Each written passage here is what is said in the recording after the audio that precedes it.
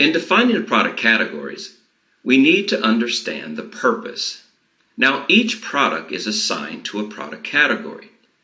The primary purpose of the product category is to define the default settings that are applied to the products and the product site definitions.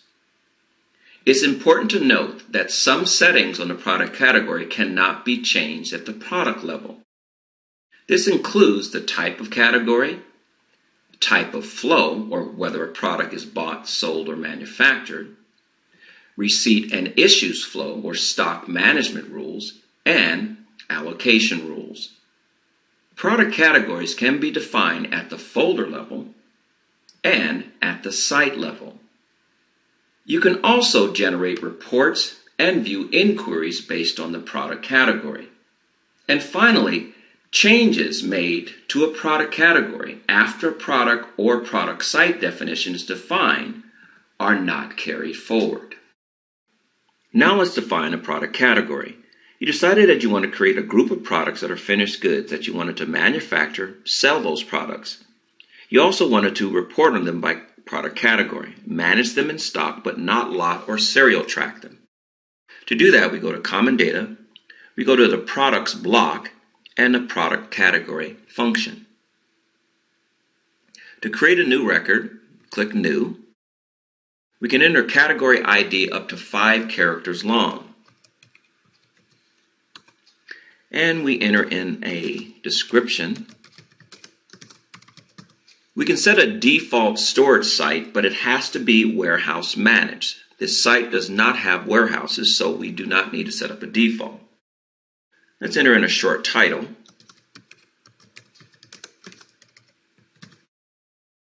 Now on this tab, a description tab, it allows you to be able to set a sequence counter to auto-generate product IDs, select category types, assign buyers and planners to auto-create purchases, select a type of flow, value your product with ABC class, assign product lines and statistical groups for reporting purposes. However, we're just going to select the type of flow, and we decide we want to manufacture and sell it. And as you can see, the deliverable is automatically checked because it has to be delivered. ABC class, we decided to stick with A. As you can see, the classes that are available to you allows you to be able to value it with ABC class, and it's used for physical counts. Next, we go to the Management tab. On the Management tab is where you determine if you're going to manage this product in stock, lot and serial manage it, quality control details, dedicated locations, and whether you're going, what kind of count mode you would like to have. We wanted to manage it. The count mode, we decided we want to count annually.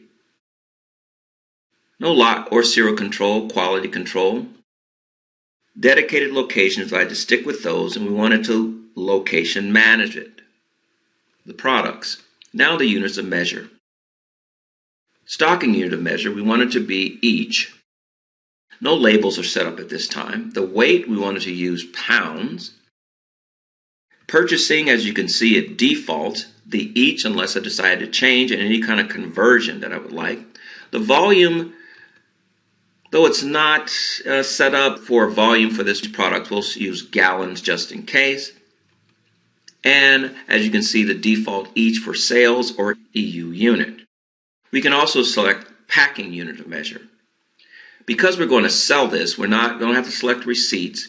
It's going to be issues flow, and we have to select these allocation rules.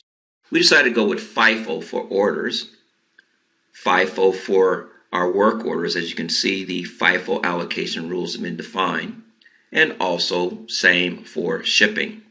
And just by default, we'll set the other areas as far as material consumption, subcontracting, and any kind of internal movement of the product. We want to use FIFO method, also for subcontracting. And for global allocation, we're only going to accept a status of A.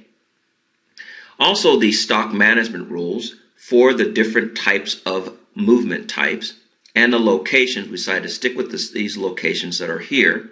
No second locations or third options, and the statuses, and stay with no expiration controls on these products.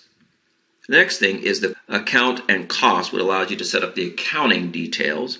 including the accounting code for financial transactions. We decided to go with the finished good accounting code.